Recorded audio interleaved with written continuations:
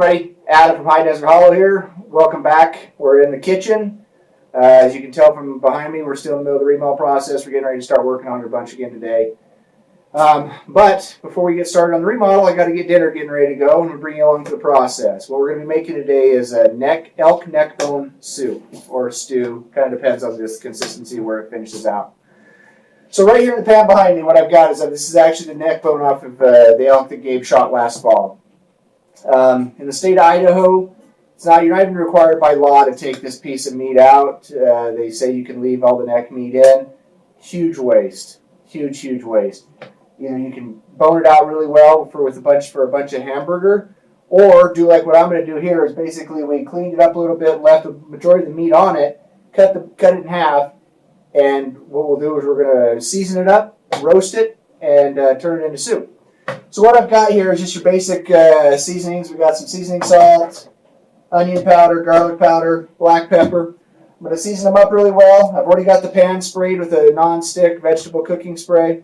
Then what we'll do is we're going to put in the Kitchen Queen, and then we'll go from there. We're here at the Kitchen Queen.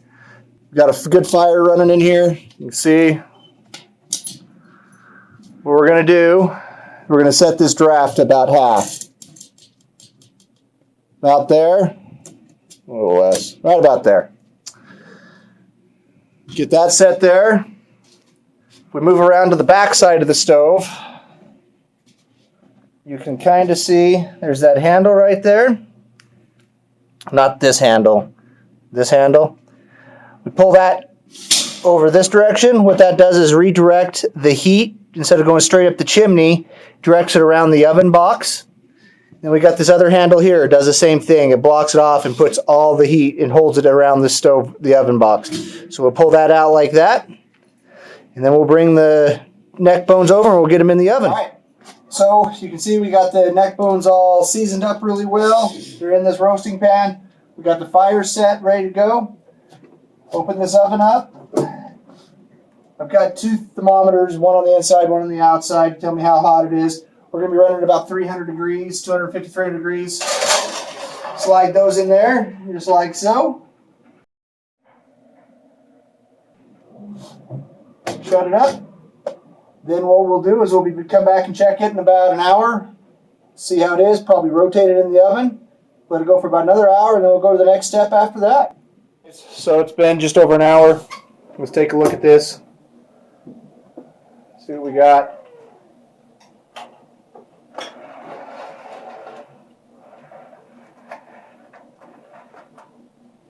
Those are looking real good. Getting nice and roasted. I'm going to rotate them. Let them go for another, if I can do it without dropping them on the floor, I don't know, another 45 minutes or so. And we'll go to the next step.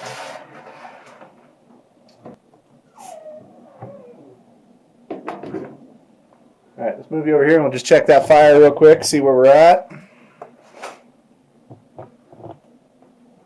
All right, anytime you check the fire in this stove, you need to make sure you redirect the smoke in the back straight up the chimney. Otherwise, you'll just get a big old bellow of smoke right up at the top, or right out the door, because it's trying to force all the smoke and heat around this oven box and then back out the chimney. So we slid that back across on the back.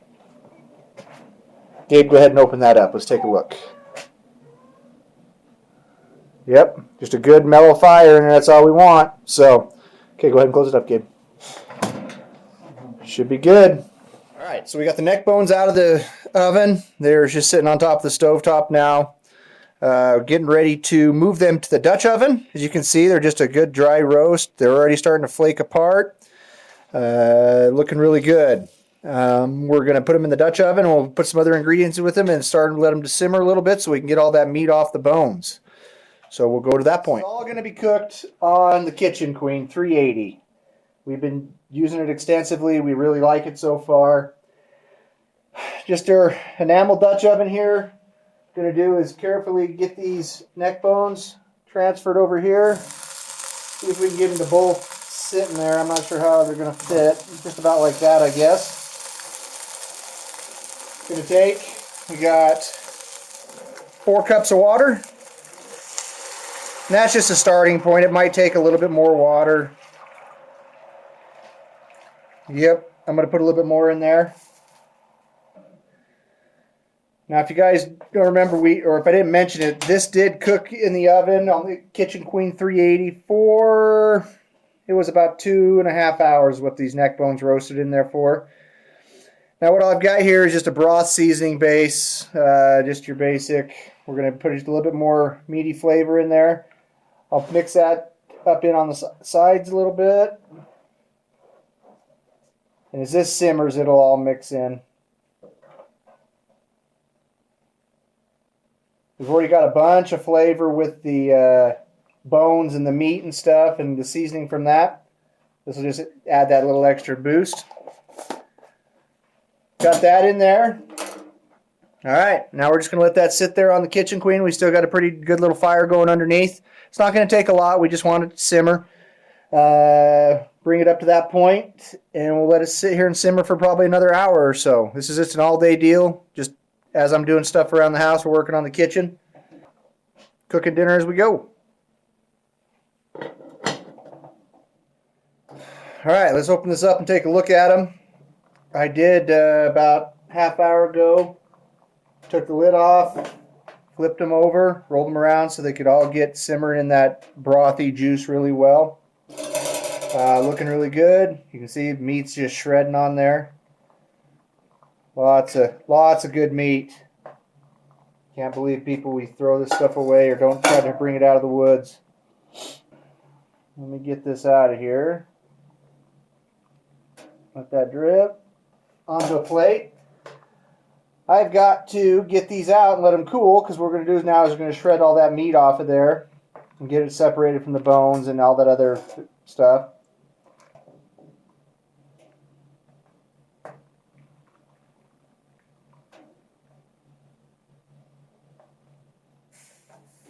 So the meat's out. We've got just the broth there now, what's left. To that, I'm going to add 1 jar. This is our stewed tomatoes. This is our homemade variety of stewed tomatoes. Add that into this pot carefully.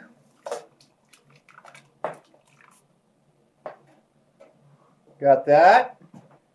To that, now I'm going to add, I don't know, I got 5 or 6 potatoes here cut up, just into fairly large chunks.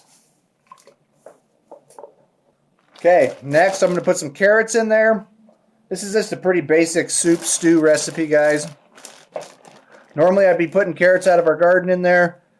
We have ran out, and it's still, they say it's supposed to be getting to be spring, but it's still cold outside. So these are just baby carrots you buy from the store. Add a bunch of those in. This recipe doesn't have a whole lot of like actual measurements to it. We're kind of going to flavor. Get that in there. Kind of take a look. Yep. Now we got the potatoes in there, some carrots, the beef broth, the drippings and stuff off of the neck bones, which has been seasoned already. Jar of stewed tomatoes.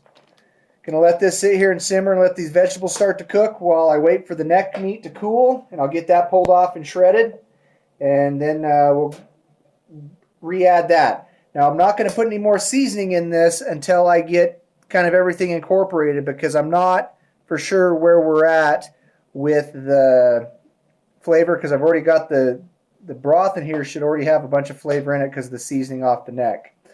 So we're just going to kind of go from there.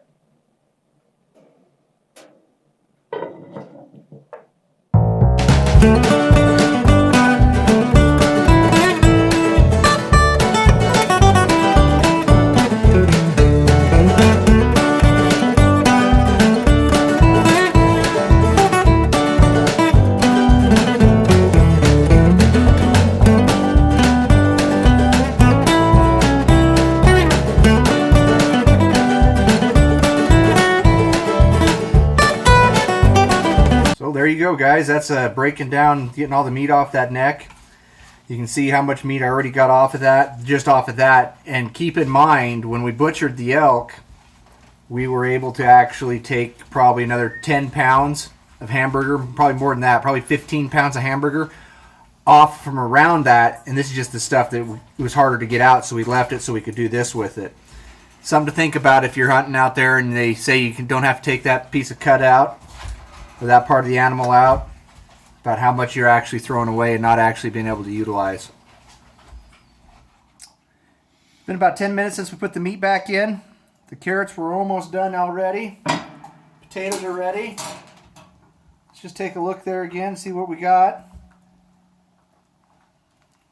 And I wish you guys could be here to smell this. It smells delicious. Check one of those carrots real quick. Yeah, carrots are done. Okay.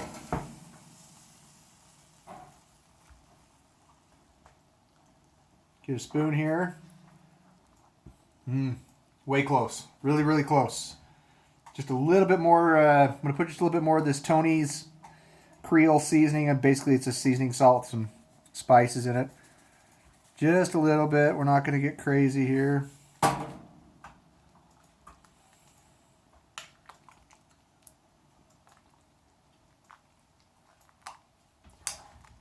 Remember, guys, with this recipe, it's not set in stone. Next time, I might put some onion in there, celery, it's whatever you got.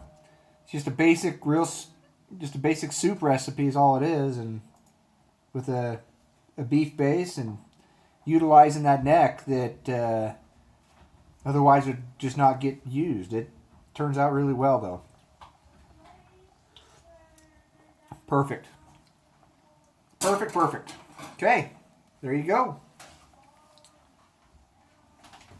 All right, everybody. So that's basically just a basic soup recipe where we're able to utilize that neck bone off the elk that Gabe shot last fall. Get all that usable meat off of it. Mix it in with just carrots and potatoes and a beef base. Worked really well. Really wish you guys were here to taste it. It's looking forward to dinner at this point. We're just getting ready to eat now.